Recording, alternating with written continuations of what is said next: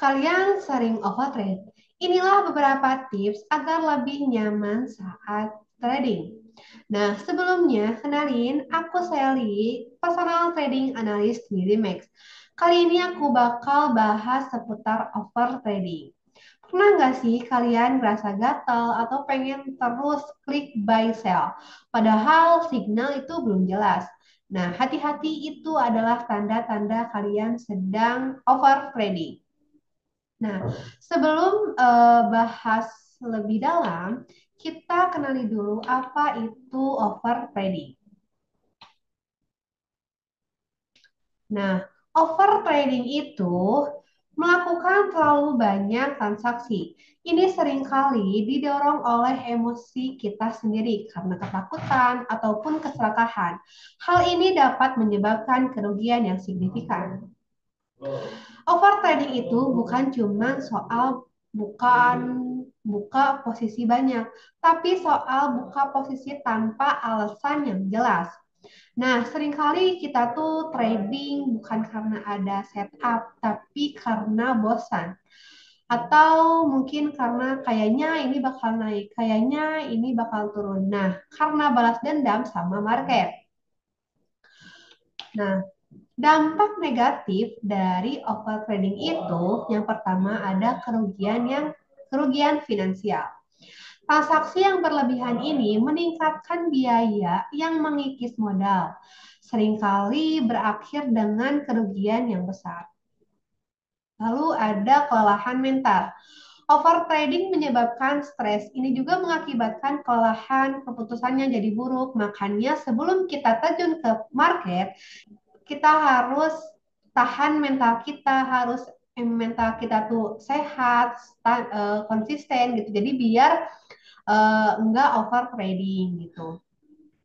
Karena over trading itu berbahaya banget gitu ya. Ini bakal nyerang diam-diam gitu.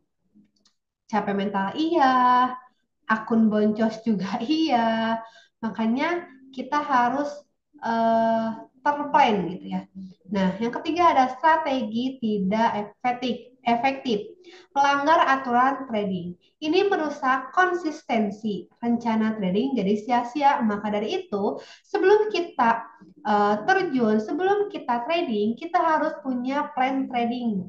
Karena plan trading itu sangat penting gitu agar si trading ini tuh terplan dan terarah gitu dan tidak akun tuh boncos gitu ya. Nah, selanjutnya ada strategi mengatasi overtrading. Nah, yang pertama itu ada disiplin diri. Patuhi rencana trading, hindari impulsif. Nah, konsisten itu adalah kunci gitu. Karena disiplin dalam trading itu sangat penting gitu ya. Jadi biar tradingnya itu benar, nyaman, dan terarah gitu ya. Terus ada atur batas harian. Tentukan jumlah maksimal transaksi atau kerugian harian. Misalkan nih, coba cek lagi gitu, review lagi sebelumnya riwayatnya kayak gimana nih hari ini gitu. Jadi biar tidak over gitu ya. Terus juga kita harus eh, mereview lagi harian kita tuh kayak gimana gitu. Jadi biar si tradingnya itu juga tidak ngawur gitu ya. Nah, lalu yang terakhir ada evaluasi rutin. Tinjau setiap transaksi untuk pembelajaran berharga. Karena kita tuh evaluasi diri itu sangat penting loh teman-teman. Jadi biar mengupgrade lagi agar lebih baik dari hari kemarin. Misalkan nih hari kemarin kita loss, hari ini tuh jangan sampai loss juga gitu. Jadi kita tuh harus punya plan-plan tersendiri agar uh, trading di hari ini tuh agar terjun ke market hari ini tuh terarah dan tidak ngawur gitu ya, tidak boncos juga di akunnya. Tuh. Lalu nih, mengembangkan rencana trading. Yang pertama itu adalah tulis atur entry atau exit. Didefinisikan kriteria jelas untuk masuk dan keluar. Ini menghilangkan keputusan impulsif gitu. Jadi coba cek lagi gitu ya trading tiap hari. tiap signal harus langsung dihajar. Nah, itu nggak boleh gitu. Jadi kita tuh harus terarah gitu kan ya, teman-teman. Lanjut juga jangan asal masuk gitu. Jadi eh, untuk menganalisir over trading ini dan juga batasi jumlah entry per hari. Misalkan nih maksimal maksimal di hari ini dua posisi ataupun tiga posisi, udah stop di situ. Jangan termakan emosi kayak pengen menggebu-gebu, pengen balas dendam di hari yang kemarin gitu kan. Terus juga kita harus buat catatan tersendiri gitu. Jadi biar tahu entry karena set entry karena setup atau mungkin karena emosi gitu. Makanya kita harus mengatur emosi kita. Kita harus mengatur emosi agar tidak over trading berkelanjutan gitu ya. Dan yang terakhir ada analisis sebelum trading. Lakukan riset mendalam sebelum setiap transaksi. Jangan terpancing tren atau mungkin FOMO gitu kan, itu gak baik banget sih gitu, karena kalau misalkan kita ikut-ikutan FOMO itu pasti bakal jatuhnya kita balas dendam gitu ya, kayak misalkan pengen cepat balik loss yang kemarin, makanya kita hajar terus di hari ini, itu nggak boleh gitu. Dan parahnya kita tuh sering gak sadar gitu ya kalau kita tuh sering overtrade, atau mungkin kita gak sadar kalau misalkan posisi kita tuh sekarang lagi overtrading atau mungkin margin gitu ya, full margin gitu. Karena eh, kalau misalkan kita full margin gitu, kita yang ada akun kita tuh pasti bakal boncos gitu. Yang ada bukan profit malah loss gitu kan ya. Nah, lanjut ada mengelola emosi saat trading. Nah, yang pertama itu ada kesadaran diri. Kenali diri kita sendiri gitu.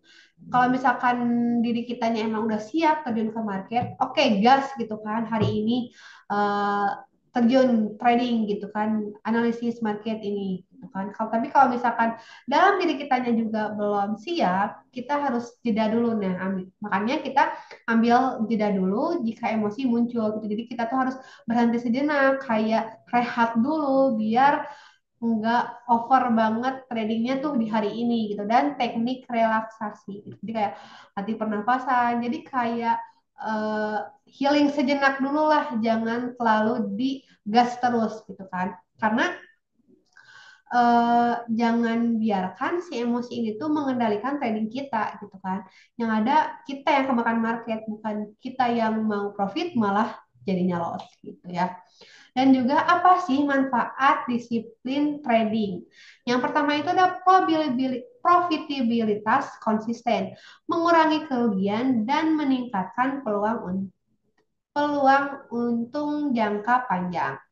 Lalu yang kedua, penguras stres. Trading menjadi lebih menyenangkan atau tidak akan buat kita terbakar gitu. Karena kalau misalkan kita disiplin tradingnya, jadi kita juga mental nggak akan nggak akan muncul gitu, karena kan kita sudah terplanning gitu ya, sudah terplanning, sudah terarah gitu. Kalau misalkan kita nggak akan lagi overtrade di hari ini gitu ya. Dan lanjut yang ketiga itu meningkatkan keterampilan. Nah, kita tuh harus belajar nih dari kesalahan-kesalahan yang sebelumnya gitu. Jadi jangan sampai di hari ini tuh kita mengulangi hal yang sama gitu. Yang ada sama aja dong, nanti kita berkelanjutan overtradingnya ya. Nah, itu sekian penjelasan Sally hari ini tentang overtrading.